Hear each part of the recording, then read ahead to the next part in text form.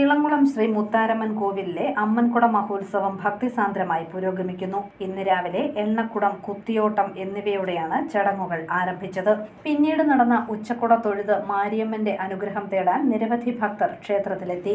വെളിച്ചപ്പാടുമാർ തുള്ളി ഭക്തരെ അനുഗ്രഹിച്ചു. പനമറ്റം കെ ശങ്കരനാരായണൻ ചെട്ടിയാരും സംഘവും അവതരിപ്പിച്ച വിൽപ്പാട്ടും അകമ്പടിയായി.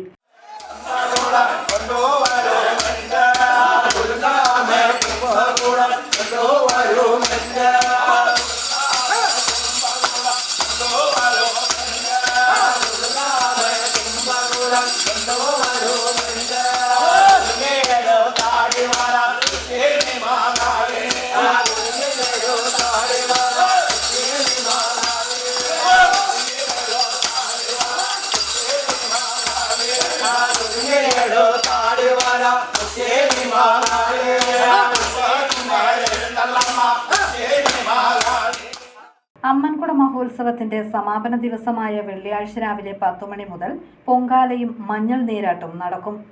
News bureau, Ponkunnam.